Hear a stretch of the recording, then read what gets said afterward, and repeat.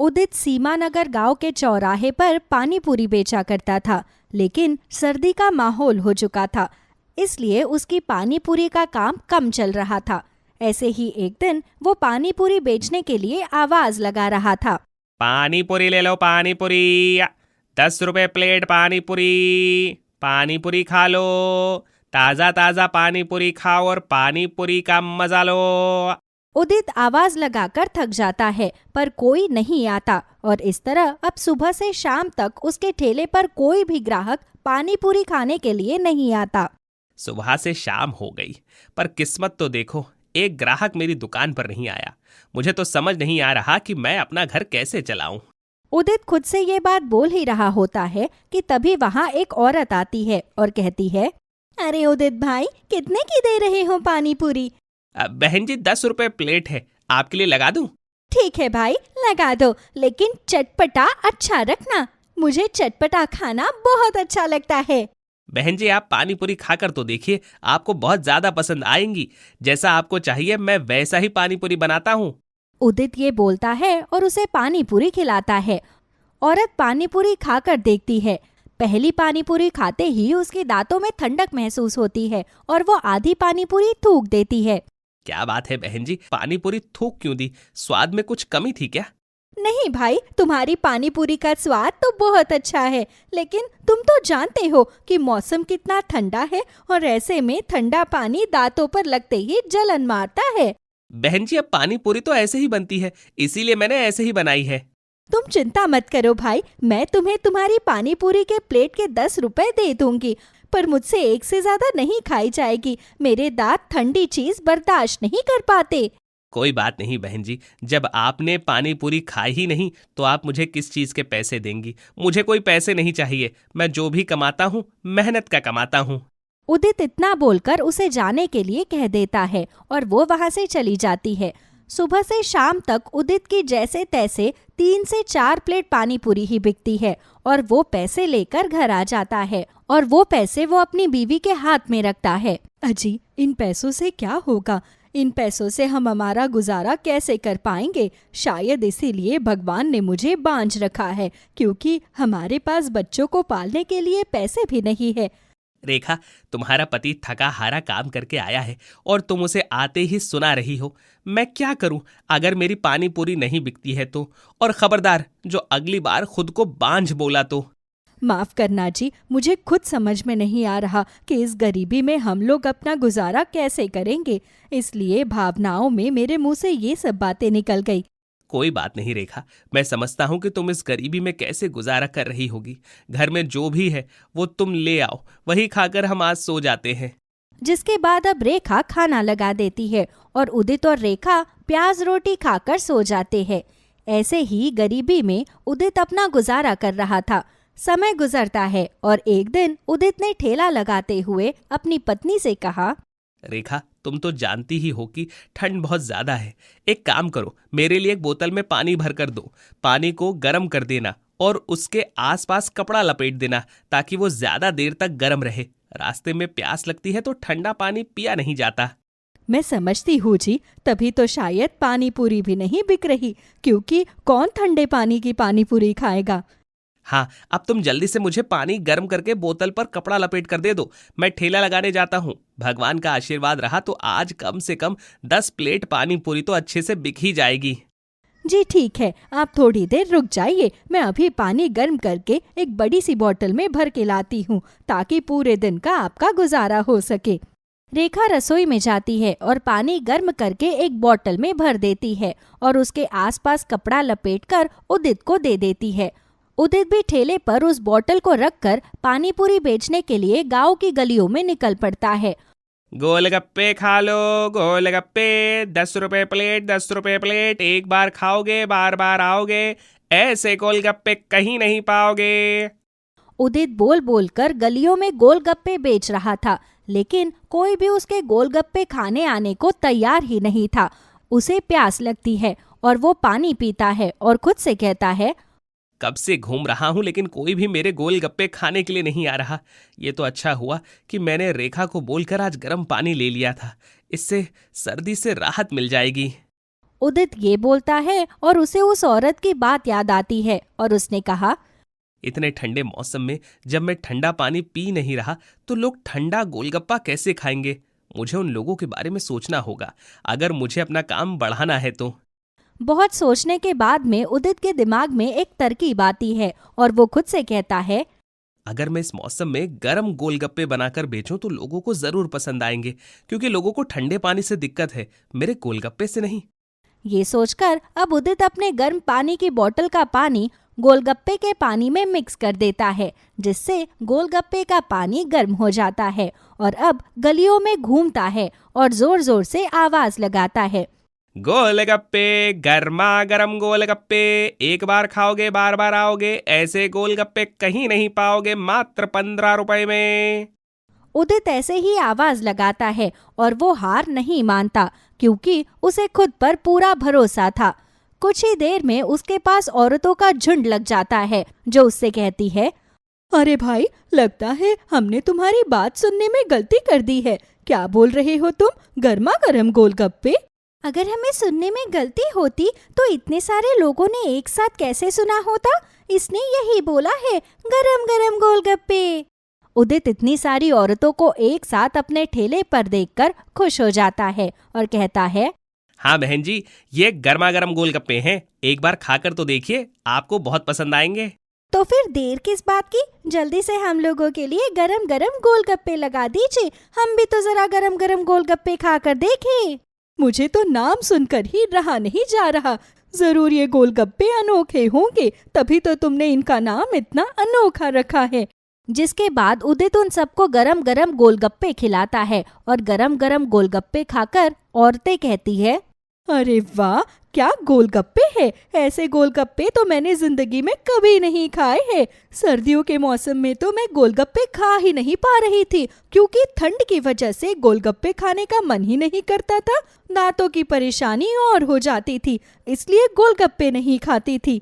भैया, मेरे लिए तो तुम रोज शाम को इस मोहल्ले में आ जाया करो। मुझे तो ये गोलगप्पे बहुत पसंद है। अब से मैं रोज तुम्हारे हाथों के गोलगप्पे खाऊंगी। सच में ऐसे अनोखे गोलगप्पे खाकर तो मजा ही आ गया। बड़ा स्वाद है तुम्हारे गोलगप्पों में। जिसके बाद में ऐसे उदित गलियों में घूम घूम कर गोलगप्पे बेच रहा था, तो वहीं कई देर तक वो घर नहीं आया था और रेखा को उसकी चिंता सताने लगती है। हे भगवान, अभी तक ये घर क्यों नहीं आए हैं? ऐसा वो कभी नहीं करते। कहीं ऐसा तो नहीं कि उन्हें मेरी किसी बात का बुरा लग गया हो और आज भी कमाई ना हुई हो, इसलिए वो घर नहीं आए। हे भगवान, मेरा तो जी बैठा जा रहा है। मुझे तो समझ में नहीं आ रहा कि मैं क्या करूं। अब इनके बारे में कैसे पता करवाऊं? रेखा चिंता किए जा रही थी और ऐसे ही कुछ घंटे बीत जाते हैं। बस बहुत हो गया, अब मैं और सब्र नहीं कर सकती। मुझे खुद ही जाकर उन्हें ढूंढना होगा। अब रेखा उदित को ढूंढने के लिए गांव में निकल जाती है, तो उसे उदित अपने ठेले पर ही खड़ा हुआ मिलता है और उसके आसपास गोलगप्पे खाने वालों की भीड़ लगी हुई थी।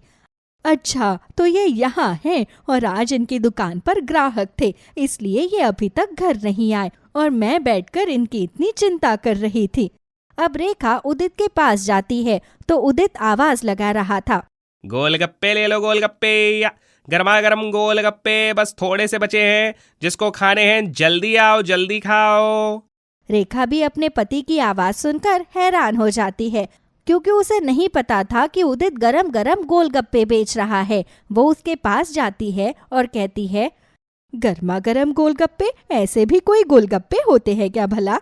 होती है रेखा, और आज तुम सिर्फ ऐसी चीज सुन नहीं रही हो बल्कि खाकर भी देखोगी। एक बार ये गोलगप्पे खाकर तो देखो। हाँ जी, वैसे तो मुझे गोलगप्पे इतने पसंद नहीं है, क्योंकि मुझे गोलगप्पे खाने की शुरू से आदत नहीं है, लेकिन ये नाम सुनकर खाने का मन बहुत कर रहा है। बड़ा अनोखा नाम है। रेखा, एक बार खाकर देखो, तुम भी मेरे गर्मा गर्म गोलगप्पों की फैन हो जाओगी। जिसके बाद अब उदित रेखा को गरम गरम गोलगप्पे लगाकर दे देता है और गोलगप्पा खाते ही रेखा कहती है, ये गोलगप्पे नहीं है, बल्कि हमारी सोई हुई किस्मत की चाबी है। आपको पता है, गांव के अंदर ये गरम गरम गोलगप्पे बहुत बिकेंगे। मैं भी यही चाहता हूँ रेखा, भगवान करे ऐसा ही हो। जिसके बाद कुछ दिन गुजरते हैं। उदित के गरम गरम गोलगप्पे गांव में खूब बिक रहे थे। हर कोई गोलगप्पे खाने के लिए कतार में खड़ा रहता। कुछ दिनों के बाद में उदित रेखा की आंखों पर पट्टी बांधकर उसे लेकर आता है और कहता है, आज हमारा सपना साकार होने जा रहा है। मैं तुम्हें एक ऐसी जगह लेकर आया हूँ जहाँ जाकर तुम खुश हो जाओगी। पर उस जगह को तो मैं तभी देख पाऊंगी ना जब आप मेरी आंखों से ये पट्टी हटाओगे। हाँ बाबा, रुक जाओ, इंतजार का फल मीठा होता है। अब रेखा की आंखों से जैसे ही उदित पट्टी हटाता है तो सामने उदित की एक बड़ी सी दुकान थी जिस पर लिखा था गरम गरम गोलगप्पे की दुकान। यहाँ पर ठंडा और गर्म दोनों तरह के गोलगप्पे खिलाए जाएंगे। मैं ये क्या देख रही हूँ, आपने गोलगप्पे की दुकान खोल दी। भगवान ने हमारी सोई हुई किस्मत को जगा दिया। ये सब उन इन्फ्लुएंसर्स की वजह से हो पाया है जिसने मेरे ठेले की वीडियो बनाकर अपने YouTube चैनल पर डाल दी और सब लोग गर्मा गर्म गोलगप्पे खाने के लिए आने लगे हैं। ये तो बहुत अच्छी बात है जी। बस यही नहीं, अब तो लोग मुझसे तरह तरह के गोलगप्पों की मांग कर रहे हैं। चॉकलेट वाले गोलगप्पे, पान वाले गोलगप्पे। मैं सोच रहा हूँ कि मैं हर तरह के गोलगप्पों की दुकान खोल लूँ। अजी, फिर आपने इस दुकान का नाम ये क्यों रखा है? आप इस दुकान का कुछ और भी तो नाम रख सकते थे। जब हमारे पास कुछ नहीं था तो इसी गर्मा गर्म गोलगप्पे ने हमारी सोई हुई किस्मत जगाई, इसीलिए उसी के नाम पर मैंने अपनी दुकान का नाम रखा गर्मा गर्म गोलगप्पे।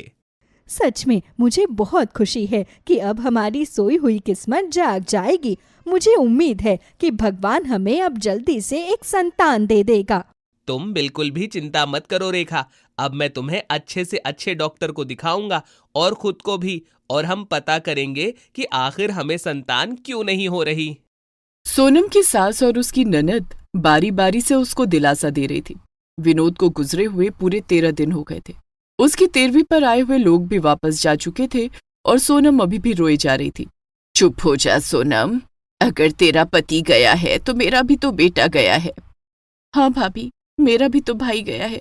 उन दोनों की बात सुनकर सोनम ने अपने आंसू पोंछे और फिर चुपचाप अपने कमरे में अपने बच्चों के पास चली गई। अगले दिन सुबह विनोद के घर इंश्योरेंस वाले आए। विनोद ने 2-3 पॉलिसी अपने इंश्योरेंस की ली हुई थी और उसके ऑफिस से भी कुछ लोग आते हैं जो विनोद के नाम के जितने पैसे ऑफिस में थे वो सब सोनम को सौंप देते हैं और 10 दिन के अंदर ही अंदर विनोद ने जितने भी सिक्योरिटी के लिए पॉलिसी ली हुई थी उन सब का पैसा सोनम को मिल जाता है। देखा सोनम बेटी, जिसको जाना था वो चला गया। आगे इन दोनों बच्चों की तरफ देखो। ये जितना भी तुम्हें पैसा मिला है, मेरी बात मानो, सारा कैश करा लो। ये घर तो मेरे नाम है, हम यहाँ से चले जाएंगे, इसको बेच देंगे। अब हमारे पास इन 2 बच्चों के सिवा और कौन है? इनके उज्जवल भविष्य को देखना होगा। हाँ मम्मी जी, आप बिल्कुल ठीक कह रही हैं। इस घर में अब मेरा भी मन नहीं लगेगा। भाभी, आप बिल्कुल भी चिंता मत करो। भैया की जगह अब मैं लूंगी। मैं नौकरी करूंगी, मैं सब कुछ देखूंगी। अपनी सास और ननद की बातें सुनकर सोनम को भी लगा कि वो लोग कितने अच्छे हैं और उसके भले के लिए सोच रहे हैं। फिर सोनम ने उन लोगों की बात मान ली और सारा पैसा कैश करा लिया। सोनम, कल हम लोग यहाँ से चले जाएंगे। बेटा, बच्चों का मन ऐसा ही होता है। ये सारा पैसा मेरे कमरे में रख दो। ठीक है मम्मी जी, आप ही सारे पैसे ले जाइए। सारा पैसा अपनी सास के हाथ में देने के बाद में सोनम अपने बच्चों के साथ सो गई और सुबह जब आंख खुली तो घर में अजीब अजीब आवाजें सुनाई दे रही थी। वो अपने कमरे का दरवाजा खोलकर बाहर आती है तो वहां अनजान लोगों को देखती है। अरे भाभी जी, आप अभी तक यहीं पर हैं? मेरा घर है तो मैं तो यहीं पर होंगी, लेकिन आप लोग यहाँ क्या कर रहे हैं? भाभी जी, ये वो लोग हैं जिन्होंने ये घर खरीदा है। मैं इनको यहाँ पर दिखाने के लिए आया हूँ। आपकी सास से मेरी बात हुई थी। और सोनम अपनी सास को आवाज लगाने लगती है, मम्मी जी, मम्मी जी। लेकिन वहां तो कोई भी नहीं था। सोनम फोन मिलाती है तो फोन भी स्विच ऑफ था। क्या हुआ भाभी जी? क्या आपको नहीं पता था इस डील के बारे में? अनजान लोगों को वहां पर खड़ा हुआ देखकर सोनम और भी ज्यादा घबरा रही थी। उसने जल्दी से अपने बच्चों को उठाया और अपनी अलमारी खोली तो वहां बस केवल बच्चों के और उसके कपड़े पड़े थे। सारे जेवर और पैसे सब गायब थे। उसने एक बैग में सारे कपड़े डाले और बच्चों को लेकर वहां से निकल गई। माँ, क्या हुआ? हम लोग घर से क्यों निकल आए? क्या हुआ माँ? तू रो क्यों रही है? बताओ ना, दादी और बुआ कहाँ गई? मैं तो पराए घर से आई थी, लेकिन ये दोनों तो उनका अपना खून थे। इनके साथ इतनी बड़ी गद्दारी, जरा तरस नहीं आया। उन्हें पता था मेरे तो माँ बाप भी नहीं है। क्या रिश्तों पर पैसा इतना भारी होता है? तभी रोते रोते सोनम का हाथ अपने गले में पड़ी हुई चेन पर जाता है। वो तुरंत ही अपनी चेन गले से निकालती है और एक सुनार की दुकान पर जाकर उसे बेच देती है। सुनो भैया, यहाँ कहीं किराए का मकान मिलेगा? किराए का मकान बहन जी? एक काम करो, यहाँ से 2 गली आगे मैंने कल आते समय देखा था, वहां पर शायद किराए के लिए जगह खाली है। सोनम अपने बच्चों के साथ वहां पर जाती है। बाहर लिखा था कमरा किराए के लिए खाली है। सोनम बात करके कुछ पैसे कम कराती है और वो कमरा ले लेती है। माँ, अब यहाँ रहेंगे? हाँ बेटा, अब हम लोग यहीं रहेंगे। तुम दोनों यहीं बैठो, मैं तुम लोगों के लिए खाने पीने के लिए कुछ लेकर आती हूँ। एक पल में ही सोनम को होश आ जाता है और वो समझ जाती है कि ये दुनिया बहुत बुरी है। यहाँ पर अपने ही अपनों को सबसे बड़ा धोखा देते हैं। वो एक दुकान पर जाकर बच्चों के लिए चाय ब्रेड ले लेती है और जब तक चाय वाला चाय बना रहा था, सोनम ने अपने आप को उसकी जगह खुद को देखा। विनोद जी कहते थे कि मैं चाय बहुत अच्छी बनाती हूँ। नौकरी का पता नहीं कब तक मिलेगी और यहाँ पर काफी भीड़ भाड़ भी है। मार्केट भी अच्छी खासी है। क्या मुझे चाय बेचने का काम शुरू करना चाहिए? हाँ, शायद यही ठीक रहेगा। अगर नौकरी नहीं मिली तो हाथ में ये थोड़ा सा पैसा भी खत्म हो जाएगा और अगर ये काम शुरू करूंगी तो रोज कुछ ना कुछ पैसे तो जरूर मिलेंगे। और घर तक आते आते सोनम मन बना लेती है कि वो अपनी चाय की दुकान खोलेगी। बच्चों को वो सब खिलाने के बाद सोनम फिर बाहर मार्केट में आती है और थोड़ा बहुत सामान रसोई के लिए ले लेती है। फिर वो एक चूल्हा खरीदती है, एक दुकान पर जाकर एक छोटे सिलेंडर का इंतजाम करती है और इन सब कामों में उसे शाम हो जाती है। दोनों बच्चे डरे सहमे उस कमरे में बैठे हुए थे। अपनी माँ को आया देख वो दोनों उसके गले लगकर रोने लगते हैं। माँ तू कहाँ चली गई थी? हमें बहुत डर लग रहा था। बेटा, मैं तो इंतजाम करने के लिए गई थी कि शाम को कुछ बनाकर तुम्हें खिला दूंगी। डर क्यों रहे हो? यहाँ किसी ने तुम्हें कुछ कहा तो नहीं है ना? नहीं माँ, किसी ने कुछ नहीं कहा, बस हमें भी लगा आप भी दादी और बुआ की तरह हमें छोड़कर चली गई हो। ये तुम कैसी बातें कर रहे हो बेटा? भला मैं तुम दोनों को कैसे छोड़ सकती हूँ? चलो डरो मत, थोड़ा थोड़ा पानी पियो, तब तक मैं तुम लोगों के लिए खाने के लिए कुछ बनाती हूँ।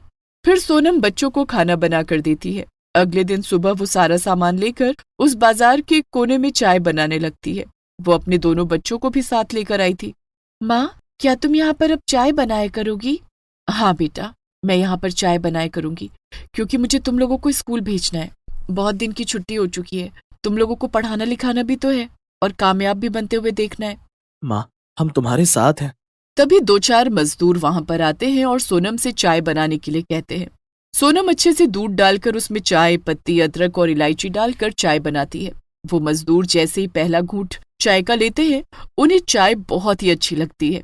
चाय तो बहुत बढ़िया थी। सुबह सुबह ऐसी चाय मिल जाए तो पूरा दिन शरीर में फुर्ती रहती है। ये बात तो तुमने बिल्कुल सच कही है। वाकई में चाय तो बहुत ही अच्छी है। सोनम को अच्छा लगता है। वो उन लोगों से पैसे ले लेती है। उसके बाद सोनम बच्चों के स्कूल में फोन करती है और उनकी प्रिंसिपल को सारी बात बता देती है। ये तो बहुत बुरा हुआ, आप चिंता मत कीजिए। आप बच्चों को 4 दिन बाद आराम से स्कूल भेजिए। मैडम, मैं जानती हूँ कि मैं फीस देने में थोड़ी लेट हो जाऊंगी, लेकिन मैं वादा करती हूँ मैं अपने बच्चों की फीस दे दिया करूंगी। बस आप मेरे बच्चों को कभी इस बात की भनक मत लगने देना। ठीक है, आप चिंता मत कीजिए। सोनम फोन रखती है कि तभी वहां पर एक लड़का आता है और सोनम से कहता है, 10 चाय पैक कर दो। बेटा, मैं प्लास्टिक में चाय नहीं डालती हूँ, मैं केतली में चाय डालकर दे रही हूँ। मेरा बेटा तुम्हारे साथ जाएगा। चाय डालने के बाद केतली वापस कर देना। प्लास्टिक की चाय शरीर को नुकसान देती है। फिर वो लड़का चाय और सोनम के बेटे को लेकर वहां से चला जाता है। थोड़ी देर में सोनम का बेटा खाली केतली लेकर वापस आता है और शाम तक सोनम की काफी चाय बिक जाती है। शाम के समय जब वो सारा सामान समेट रही थी कि तभी वहां पर एक आदमी आता है। बहन जी, चाय बड़ी अच्छी थी।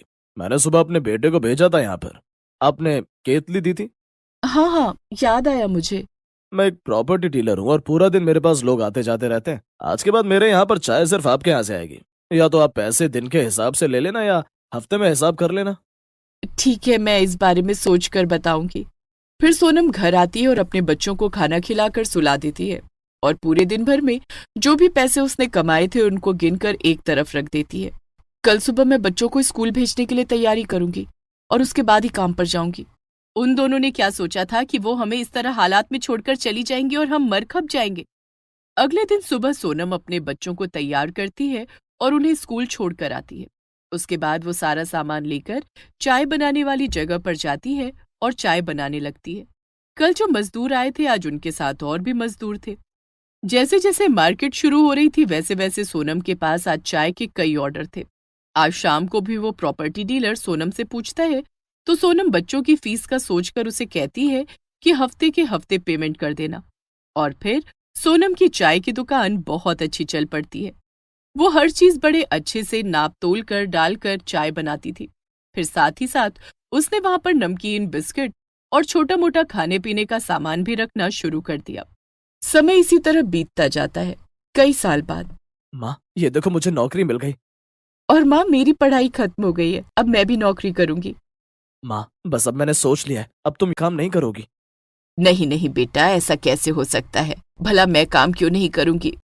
माँ, तुम्हें याद है कि मैं एक गुल्लक में पैसे डालता था? कल मैंने वो गुल्लक फोड़ दी और उसमें से बहुत अच्छे खासे पैसे निकले और 1-2 महीने बाद मैं भी थोड़े पैसे जोड़ लूंगा। माँ, तुम ये काम करना, लेकिन अब मैं चाहता हूँ कि तुम्हारी एक छोटी सी सुंदर सी दुकान हो जाए। इतने सालों की मेहनत के बाद आपको भी तो थोड़ा प्रमोशन मिलना चाहिए ना। ये सुनकर सोनम खुश हो जाती है और अपने बेटे को गले लगा लेती है। फिर 1-2 महीने बाद सोनम एक अच्छी सी दुकान देख लेती है और वहां पर चाय का काम शुरू करती है। सब लोग भी बहुत खुश होते हैं कि सोनम ने आखिर इतने सालों बाद अपनी एक दुकान बना ही ली और अब सोनम अपने बच्चों के साथ खुशहाल जीवन बिताती है। रेखा एक अनाथ आश्रम में काम करती थी। कुछ समय पहले ही उसके पति की मृत्यु हो गई थी। वो 9 माह की गर्भवती थी। इस आश्रम को चलाने वाले गिरधारी लाल बहुत ही अच्छे इंसान थे और उनकी पत्नी सरला भी आश्रम में सब बच्चों का बहुत ख्याल रखती थी। रेखा के बारे में जानकर सरला को बहुत दुख होता है। रेखा, तुम्हारा 9वां महीना चल रहा है, जरा संभल कर काम किया करो। मैंने देखा आज सुबह से ही तुम सारी जगह पर झाड़ू पोछा किए जा रही हो। यहाँ पर और भी लोग हैं, ये काम वो भी कर सकते हैं, तुम कोई और काम कर लो। अब मैं क्या करूं मैम, मेरे पास कोई और काम है ही नहीं। जब से वो गए हैं तब से इधर उधर मन लगाने की कोशिश करती रहती हूँ और जब से डॉक्टर ने मुझे बोला है कि मेरे जुड़वा बच्चे होंगे तब से मैं और भी टेंशन में हूँ। क्या क्या कहा तुमने? तुम जुड़वा बच्चों की माँ बनने वाली हो, तो इसमें दुखी होने की क्या बात है? अब मैं आपको क्या बताऊं, मैं अकेली जान कैसे 2 बच्चों को रख लूंगी। अगर बेटा बेटी हो गई तो भी ठीक है, अगर दोनों बेटे भी हुए तो भी ठीक है, अगर मेरी दोनों जुड़वा बेटियां हुई तो फिर मैं कैसे संभाल पाऊंगी? 2 लड़कियों के बारे में सोचकर ही मुझे होल आ रहे हैं। इसमें इतनी डरने की क्या बात है रेखा, सब पल जाएंगी। आप नहीं समझोगी मैम, अगर जुड़वा बेटियां हुई तो उनका विवाह भी करना पड़ेगा। तो ठीक है, अगर तुम्हारी जुड़वा बेटियां हुई तो एक बेटी को मैं गोद ले लूंगी। रेखा इस अनाथ आश्रम में 2 साल से काम कर रही थी और सब उसके स्वभाव को बहुत अच्छी तरह जानते थे। वो एक बहुत ही सभ्य महिला थी, ज्यादा पढ़ी लिखी नहीं थी। पति के मरने के बाद से थोड़ी सी परेशान रहने लगी थी। देखते ही देखते रेखा के प्रसव का दिन आ जाता है। जैसा कि रेखा को डर सताए जा रहा था, उसके यहाँ 2 जुड़वा बेटियां जन्म लेती हैं। आपको 2 जुड़वा बेटियां हुई हैं? क्या आपके साथ कोई आया है? तभी सरला अपने पति गिरधारी लाल के साथ वहां आती है। रेखा, मैंने तुमसे वादा किया था कि अगर तुम्हारे यहाँ जुड़वा बेटियां होंगी तो एक बेटी को मैं गोद ले लूंगी। क्या तुम इसके लिए तैयार हो? ये सुनकर रेखा थोड़ी परेशान हो जाती है, लेकिन फिर अपनी दोनों बेटियों के भविष्य को लेकर वो चिंतित हो जाती है और सरला को हाँ बोल देती है। तुम्हारा धन्यवाद रेखा, आज तुम्हारी वजह से मेरी भी झोली भर गई। मैं तुम्हारा जितना भी शुक्रिया अदा करूं वो कम है। आप मेरी एक बेटी ले लो, उसे अभी मैंने देखा तक नहीं है। अगर मैंने उसे देख लिया तो मैं उसे दे नहीं पाऊंगी, इसलिए आप अभी जाकर सारी कानूनी कार्रवाई करके उस बेटी को ले लो। सरला रेखा की बात को सही ठहराती है और जाकर कानूनी कार्रवाई करके उसकी एक बेटी को गोद ले लेती है और सरला रेखा की मदद करने के लिए उसे एक रकम भी देती है। पहले तो रेखा बहुत मना करती है, लेकिन बाद में उन पैसों को ले लेती है और अपनी बेटी को लेकर अपने गांव चली जाती है। वहीं गांव में उसके पास एक जमीन का छोटा सा टुकड़ा था और एक छोटा सा घर। जिस घर को बड़ा करने का सपना देखने के लिए वो दोनों पति पत्नी शहर आए थे और यहीं से रेखा की दोनों बेटियों की किस्मत एकदम से बदल जाती है। रेखा अपनी बेटी का नाम विभा रखती है और सरला अपनी बेटी का नाम आभा। सरला अपनी बेटी आभा के लिए सारी खुशियां खरीद कर ले आती है। क्या चीज नहीं थी जो आभा के कमरे में नहीं थी? सुंदर सा पालना, बहुत सारे खिलौने, सुंदर सुंदर कपड़े, मखमल का बिस्तर। वो किसी राजकुमारी की तरह लग रही थी। और उधर रेखा अपनी बेटी को लेकर गांव आ जाती है। तो गांव में वो उसके लिए एक चद्दर का पालना बनाती है। अपने ही हाथ से ही सिले हुए कुछ खिलौने बनाती है और रेखा काम करते वक्त उसे कभी अपनी पीठ पर बांध लेती तो कभी अपनी छाती पर। वो अपनी छोटी सी जमीन पर सब्जियां उगाती और उन्हें ही बेचकर अपना गुजारा करती। देखते ही देखते 6 साल भी हो जाते हैं और दोनों बच्चे स्कूल जाने के लिए तैयार हो जाती हैं। सुनो जी, आभा का कल पहला दिन है स्कूल जाने का। मैं तो ये सोच रही हूँ कि ये 4-5 घंटे मैं उसके बिना कैसे बिताऊंगी। इतने सालों में मैंने उसे एक बार भी अपने से दूर नहीं किया। तुम बहुत अच्छी माँ हो। किसी पराई लड़की को इतना प्यार दिया है कि सगी माँ भी न दे पाती। आज तो आपने ये बात कह दी, लेकिन आइंदा कभी भी ये बात कहकर मेरा दिल मत दुखाना। आभा मेरी ही बेटी है। तभी आभा भागते भागते वहां आती है और अपनी माँ के गले लग जाती है। मम्मी जी, आप कौन सी बोतल ले आई हो? मैंने कहा था ना मुझे पिंक कलर की बोतल चाहिए और आप मेरे लिए ब्लू ले आई हो।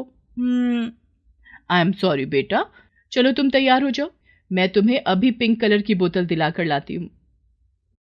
सरला आभा को बोतल दिलाने के लिए जाती है और उधर गांव में, अरे वाह वाह, आपने तो कितना सुंदर रंग बिरंगा मेरा बस्ता तैयार कर दिया। स्कूल में तो सब बच्चे फिर मेरा ही बस्ता देखेंगे।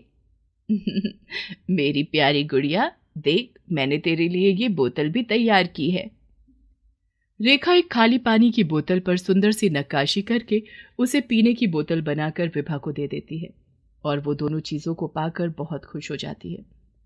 दोनों बच्चियां अलग अलग जगह पर स्कूल जाना शुरू कर देती हैं। स्कूल जाते हुए अभी कुछ ही समय होता है कि रेखा, तुम्हारी बेटी तो पढ़ाई में बहुत होशियार है। कोई भी चीज एक ही बारी में याद कर लेती है। ऐसा लगता है जैसे कि तुम्हारी बेटी विलक्षण बुद्धि की पैदा हुई है। वो तो मैं नहीं जानती टीचर जी, लेकिन जब मैं इसको किताब पढ़ाती थी तो ये सब कुछ याद करके जल्दी जल्दी ही मुझे सुना देती थी। सच में विभा बहुत ही होशियार बच्ची है। उधर आभा के लिए भी टीचर यही बोलती है, जिसे सुनकर सरला बहुत खुश हो जाती है और देखते ही देखते दोनों बच्चियां 12वीं की कक्षा पास कर लेती हैं। एक तरफ आभा बहुत अमीरी में जीवन गुजार रही थी, जहां उसे किसी भी चीज की कमी नहीं होती थी। वहीं विभा एक एक चीज के लिए तरसती रहती थी, लेकिन कभी भी रेखा से किसी भी चीज की फरमाइश नहीं करती थी। स्कूल की तरफ से विभा को स्कॉलरशिप मिलती है। रेखा, विभा ने तो हमारे स्कूल का ही नहीं पूरे जिले का नाम रोशन कर दिया। इस पर भगवान की असीम कृपा है। सरकार की तरफ से विभा को स्कॉलरशिप मिली है और जो एंट्रेंस टेस्ट इसने दिया था उसमें तो ये अव्वल रही है। इसलिए तुम इसका भविष्य खराब मत करो इस गांव में रहकर। इसको लेकर तुरंत शहर चले जाओ। वहां के एडमिशन की सारी प्रक्रिया पूरी हो जाएगी। इस काम में मैं तुम्हारी मदद करूंगी। और किस्मत वापस रेखा को शहर ले आती है। उसे अपनी दूसरी बेटी की बहुत याद आती है। एक बारी रेखा सोचती है कि अनाथ आश्रम जाकर देखूं, फिर मन कड़ा करके नहीं जाती। विभा का एडमिशन शहर के नामी कॉलेज में हो जाता है। देख विभा, नया शहर है, जरा संभल कर बेटा। यहाँ के तौर तरीके सब तेरे लिए नए हैं। माँ, मैं सब जानती हूँ, आपकी बेटी सब संभाल लेगी। पर माँ, हम यहाँ क्या करेंगे? हमारे पास तो काम भी नहीं है। तेरी प्रिंसिपल ने मुझे काम दिला दिया है एक स्कूल में आया का, वहीं रहने का भी हो जाएगा। तू अपने कॉलेज जा, मैं भी काम पे जाती हूँ। विभा कॉलेज जाती है। इतना बड़ा कॉलेज देखकर उसका मुंह खुला का खुला ही रह जाता है। उसे अंदर जाने में भी डर लग रहा था। तभी वहां एक लड़की आती है और विभा से, हे, ये तुम क्या पहन कर आई हो? ये बाल कैसे बना लिया आज? और ये सस्ता सा सूट, क्या ये ड्रीम्स है तुम्हारे? आप मुझे ऐसे क्यों बोल रही हो? और क्या बुराई है मेरे कपड़ों में? ऐसा बोलकर विभा वहां से चली जाती है और वो लड़की उसे ही देखे जा रही थी। तभी पीछे से आभा आकर उसके सिर पर मारती है। तू यहां है और मैं तुझे गेट के पास देख रही थी। ओए सुन, तू इतनी जल्दी कपड़े बदल कर कैसे आ गई? भांग खा ली है क्या? मैं यही पहन कर आई हूं। तुझे यकीन नहीं होगा, अभी बिल्कुल तेरे जैसी लड़की देखी मैंने। चल पागल हो गई है तू, मैं अकेली ही खुद जैसी हूं। पता किया कहाँ है हमारी क्लास? फिर वो दोनों अपनी क्लास में जाते हैं। वहां विभा पहले से ही क्लास में होती है। जब दोनों एक दूसरे को देखती हैं तो देखती ही रह जाती हैं। देखा, मैं इसी की बातें कर रही थी। ऐसा कैसे हो सकता है? ये तो दिखने में ही इतनी गरीब लग रही है। नहीं नहीं, ऐसा नहीं हो सकता। अरे, ये तो बिल्कुल मेरे जैसी है। तभी टीचर आ जाती है। तुम दोनों बहनें हो? दोनों एक साथ बोलती हैं। नहीं, पर दोनों को देखकर सब यही कह रहे थे कि ये सगी बहनें लग रही हैं। कॉलेज के बाद दोनों घर जाती हैं। मम्मी, मेरी क्लास में एक लड़की आई है, बिल्कुल मेरे जैसी। हम दोनों जुड़वा लग रही थी। बस वो किसी आया की बेटी है। ये सुनकर सरला थोड़ी हैरान होती है और सोचती है कि रेखा तो गांव में रहती है, फिर वो लड़की कौन होगी? और वहां विभा। माँ, आज हूबहू मेरे जैसी लड़की मेरी क्लास में मैंने देखी। हे भगवान, कहीं वो मेरी ही बेटी तो नहीं है? अच्छा, क्या नाम है उसका? आभा नाम है। बहुत अमीर है। इतने सुंदर कपड़े पहनकर आई थी। उसके पास खुद की बड़ी सी कार भी थी। उधर सरला। अच्छा, उसकी माँ ही है, बाप नहीं है क्या? हाँ, मैम ने जब सबसे पूछा था तब उसने कहा था कि वो गांव से आई है अपनी माँ के साथ और उसे स्कॉलरशिप मिली है, तभी इतने बड़े कॉलेज में आई है। इसे कहते हैं किस्मत। हाँ, यही किस्मत है, तभी तो इतने सालों बाद तुम दोनों मिल गई। सरला सारी बात गिरधारी लाल को बता देती है। मन छोटा मत करो। रेखा तुमसे आभा को नहीं लेगी। अगर लेना होता तो वो बहुत पहले ही ले लेती। तुम्हें उससे मिलना चाहिए। नहीं नहीं, मैं आभा को नहीं खोना चाहती। संभालो खुद को। दोनों बच्चियों को पता चले, हम खुद उन दोनों को बता देते हैं और मुझे पूरा यकीन है वो दोनों समझ भी जाएंगी। गिरधारी लाल रेखा का पता लगवाता है, उसे और विभा को लेकर घर जाता है, जहां सरला और आभा उनका इंतजार कर रही थी। रेखा सरला को देखकर नमस्कार करती है। सरला भी आभा और विभा दोनों हैरान सी खड़ी थी। तब गिरधारी लाल दोनों बच्चियों को सब सच बता देता है। रेखा आभा को गले लगा लेती है। मैम, आभा आपकी ही बेटी है, मेरी तो बस विभा है। आपने उसे अपनी बेटी की तरह पाला है। आभा, तुम भी इन्हें दिल से मानती हो। और बेटा, मैं और विभा को आदत है इस लाइफ की, तुम नहीं रह पाओगी। और फिर सरला जी से अच्छी माँ तुम्हें नहीं मिलने वाली थी। दोनों बहनें अच्छी दोस्त बन जाती हैं और अपनी पढ़ाई खत्म होते ही विभा को सरकारी नौकरी मिल जाती है और आभा की शादी सरला बड़ी धूमधाम से करा देती है। और वहीं विभा अपनी माँ रेखा को बहुत खुश रखती है और अपने ही विभाग के एक लड़के से उसकी शादी हो जाती है। गिरधारी लाल रेखा को अनाथ आश्रम संभालने को देता है, जिससे सरला और रेखा साथ रहें और बेटियां भी। प्रीति अपनी कुछ सहेलियों के साथ गली में खेल रही होती है। तभी उसकी सहेली के घर आई उसकी बुआ की लड़की उसे बोलती है। कितनी सांवली लड़की है ये, तुम सबके बीच में अलग से ही चमक रही है। ऐसे मत बोल, बुरा मान जाएगी। इसमें बुरा मानने वाली कौन सी बात है? अगर वो सांवली है तो सांवली है ही ना। अपने आसपास की लड़कियों की ऐसी बातें सुनकर प्रीति के मन में कभी कभी ये विचार आता कि वो इतनी सांवली क्यों है। धीरे धीरे प्रीति की शादी की उम्र हो जाती है। उसके घर वाले उसके लिए लड़का देखने लगते हैं। प्रीति, सुनो, इधर आओ। कल तुम्हें देखने के लिए एक लड़का आ रहा है, इसलिए तुम एक काम करो। ये उपटन मैंने तुम्हारे लिए बनाया है, इसे लगाकर थोड़ी देर बाद चेहरा धो लेना, तुम्हारा सांवलापन थोड़ा कम दिखाई देगा। ये कैसी बातें कर रही हो माँ? तुम मेरी माँ होकर भी मुझे मेरे सांवले रंग का ताना दे रही हो? ताना नहीं दे रही हूँ, बस ये कह रही हूँ कि सांवला रंग थोड़ा कम हो जाएगा। कोई भी सबसे पहले आपके चेहरे को ही देखता है, गुण संस्कार बाद में आते हैं। प्रीति कुछ नहीं कहती। माँ के हाथ से उपटन लेकर वो अपने कमरे में चली जाती है। तभी प्रीति के पापा घर आ जाते हैं और उसकी माँ को बोलते हैं, तुमने प्रीति को बता दिया ना कि कल उसे देखने वाले आ रहे हैं? अगर हमारी प्रीति का रंग थोड़ा साफ होता तो अभी तक उसकी शादी हो जाती। मैं तो थक गया हूं। अब हर हफ्ते कोई न कोई प्रीति को देखने आता है और रिजेक्ट करके चला जाता है।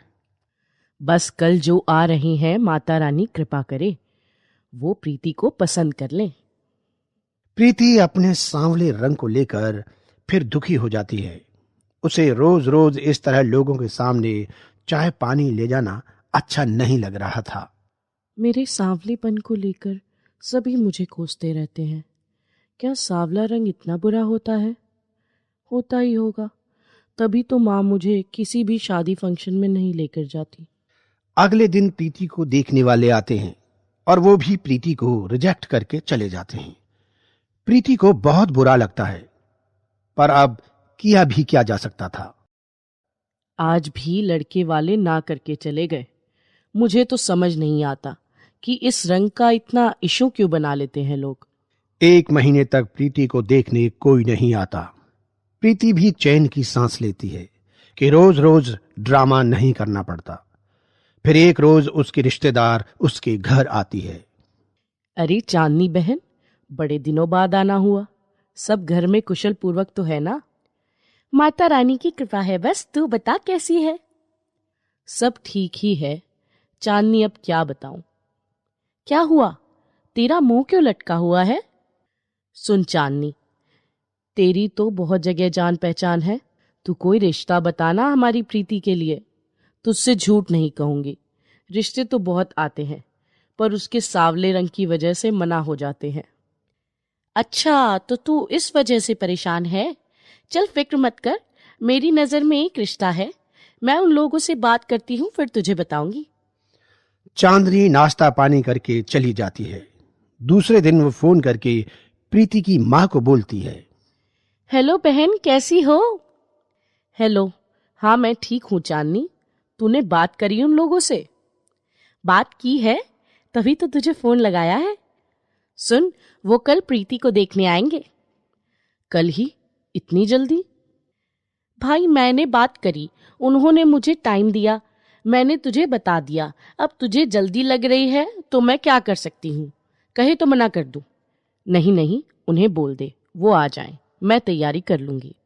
और वो प्रीति के पापा को फोन करके बताती है।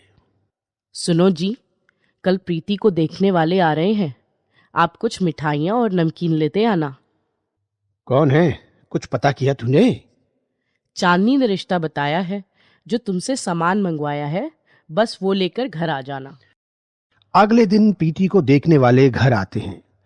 लड़के का नाम समीर होता है और उसके साथ में उसकी माँ और पापा आए होते हैं। प्रीति सबके लिए चाय लेकर आती है। जैसे वो चाय कप में डालती है, समीर को प्रीति एक नजर में ही बहुत अच्छी लगती है।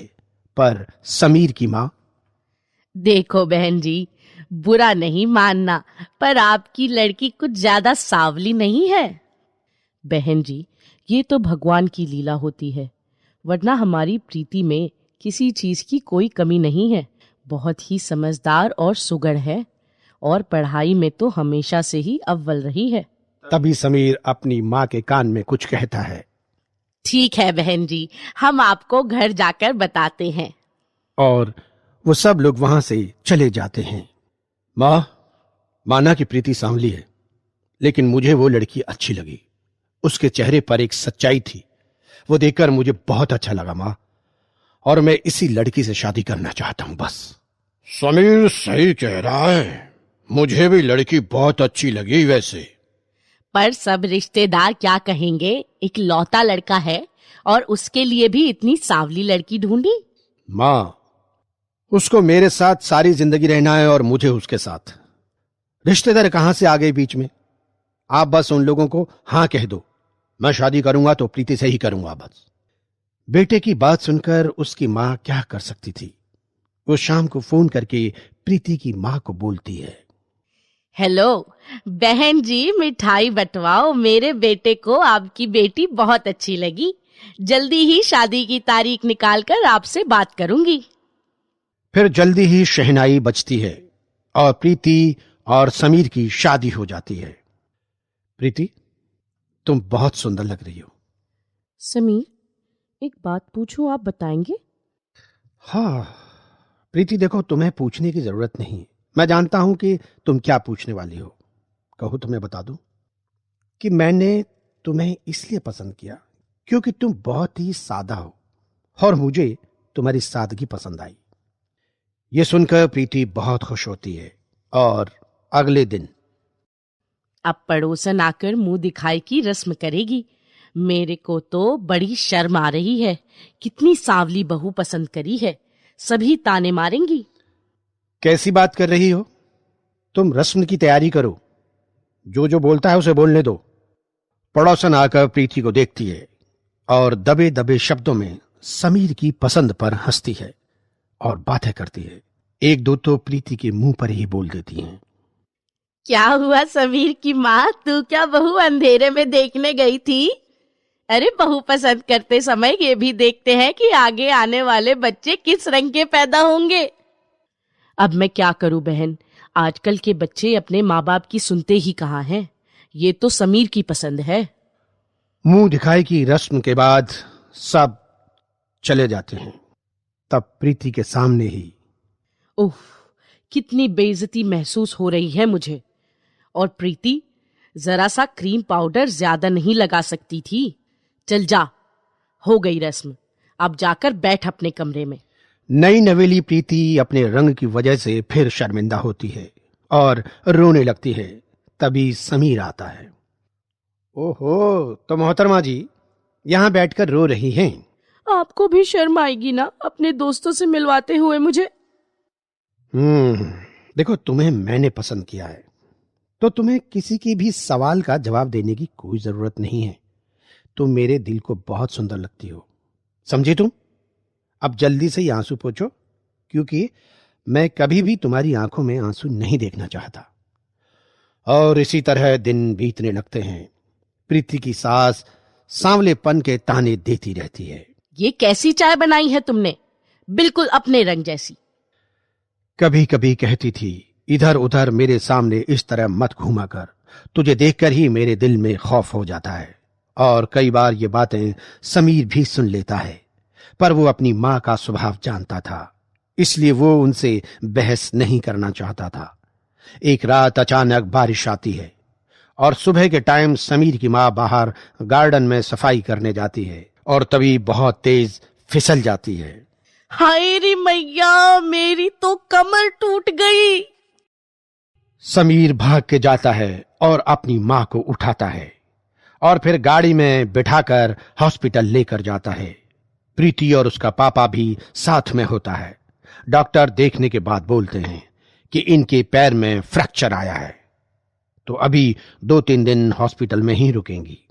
पापा जी, आप और समीर घर चले जाओ, मम्मी की देखभाल मैं कर लूंगी। नहीं नहीं बहू, तुम घर जाओ, मैं यहां रुक सकता हूं।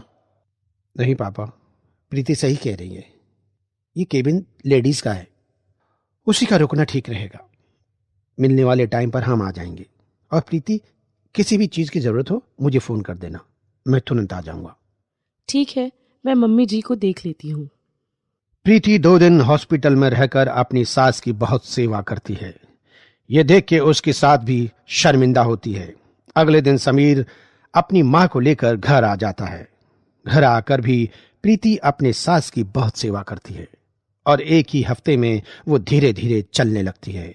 और उसी दिन शाम को, प्रीति बेटा इधर आ, मैं अपने व्यवहार के लिए बहुत शर्मिंदा हूँ तुझसे। मैंने हमेशा तेरे रंग को बहुत ताने दिए, पर तूने जिस तरह से मेरी सेवा की है, मैं जान गई हूँ कि गोरा काला कुछ नहीं होता। सबसे अच्छा होता है अच्छे दिल का होना, जो कि तुम्हारे अंदर है। समीर ये बातें सुन लेता है और अपनी माँ के पास जाकर बैठ जाता है। मैं मम्मी जी के लिए सूप बनाकर लाती हूँ और आपके लिए चाय। प्रीति के जाने के बाद समीर की माँ उससे कहती है, बेटा, मुझे तुझसे कुछ कहना है। हाँ माँ, बोलो ना। मुझे तुम्हारी पसंद पर नाज है। मैंने प्रीति को बहुत भला बुरा कहा, लेकिन उस लड़की ने आज तक कभी मुझे पलटकर जवाब नहीं दिया।